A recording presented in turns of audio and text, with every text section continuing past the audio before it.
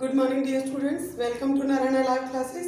तो चलिए आज का हम अगला असाइनमेंट करते हैं, जो है पार्ट हमारा अब कहाँ दूसरों के दुख से दुखी होने वाले। ओके, शुरू करते हैं। हमारा पहला प्रश्न है, जो लेखक हैं हमारे पाठ के, उनका घर किस शहर में था? कहाँ था होता तो दोनों जगह का नाम लेते, लेकिन यहाँ पर शहर स्पेसिफाई किया इसलिए हम लिखेंगे ग्वालियर।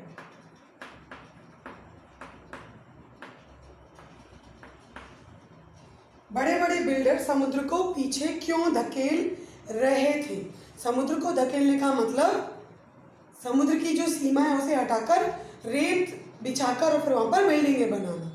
तो यही उनका उद्देश्य था, ताकि वे ज़मीन हथिया सके, उसे अपने कब्जे में कर सके, ताकि वे ज़मीन हथिया सके।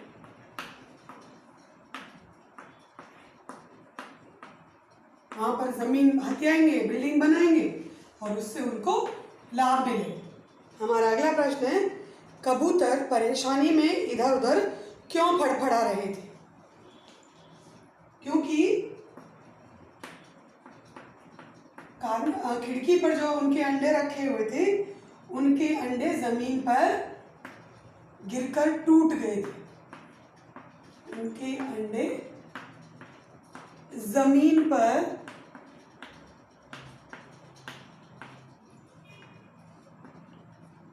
गिरकर टूट गए।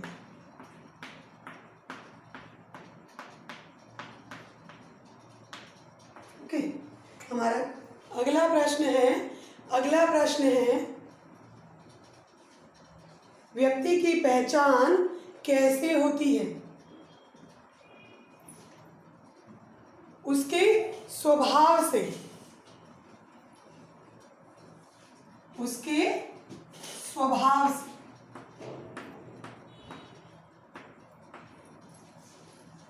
जमीन पर गिरकर टूट गए थे।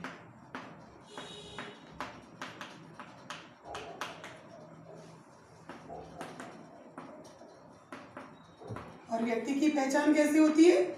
उसके स्वभाव से। च्योटा, जिसे हम चेटा भी बोलते हैं, बड़ी चींटी जो होती है। च्योटा का जो घर था वो कहाँ था? कुएं के पास।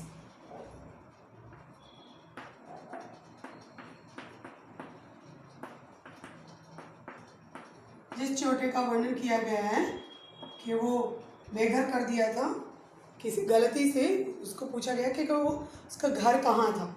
अगला प्रश्न है, शेख अयाज किस भाषा में कविता की रचना करते थे? सिंधी भाषा।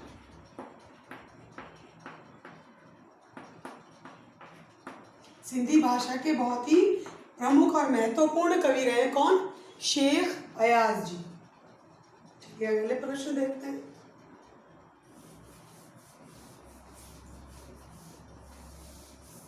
और जो चींटी की घटना का वर्णन किया गया है वो उन्हीं के साथ है। नहाने गए थे कुएं पे, और जब वहां से आकर खाना खाने बैठे तो उन्होंने देखा कि उनके हाथ पर एक चिमटा रेंग रहा है। उन्हें लगा उन्होंने उस चिमटे को बेघर कर दिया, तो खाना छोड़कर सबसे पहले उसे वो वापस कुएं पर छोड़ने चले गए। इसीलिए शेख अयाज जी का नाम इस पाठ में आया है।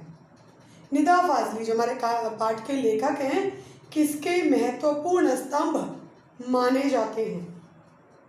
उर्दू की साठोत्तरी कविता के। उर्दू भाषा की जो कविता है जो साठोत्तरी के नाम से प्रसिद्ध है,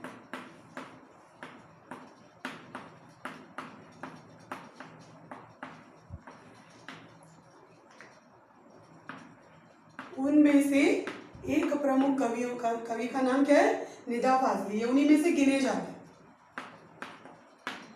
ओके, हमारा अगला प्रश्न है, सुलेमान, जिसे सुलेमान कहा गया है और उसका नाम क्या है पाठ में है? सुलेमान के नाम से जानते हैं। सुलेमान किसके साथ रास्ते से गुजर रहे थे? वो राजा थे और अपनी सैनिक टुकड़ी यानी पूरे काफिले के साथ रास्ते से गुजर रहे थे, अपने लश्कर के साथ।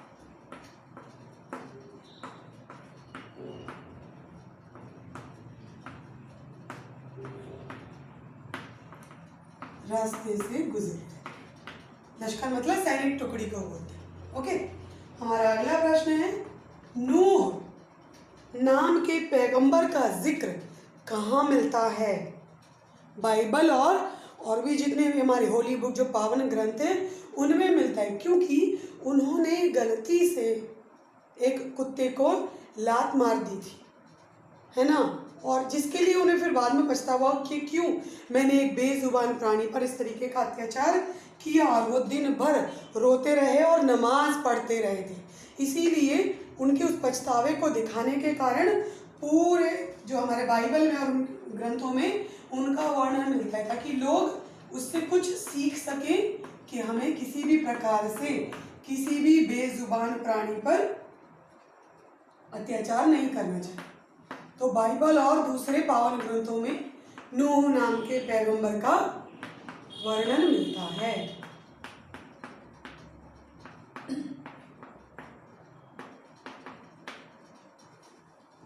हमारा अगला और अंतिम प्रश्न है, मनुष्य ने अपनी बुद्धि से क्या खड़ा कर दिया है? पहले सब लोग दिल से काम लेते थे, दिल से सोचते थे, लेकिन आजकल सब विवेक बुद्धि और बुद्धि का प्रयोग करने लगे तो सब अपना फायदा सोचते। तो उसके कारण क्या है ऐसा जो लोगों के बीच आकर खड़ा हो गया है? यस, भेदभाव और ऊंची दीवारें।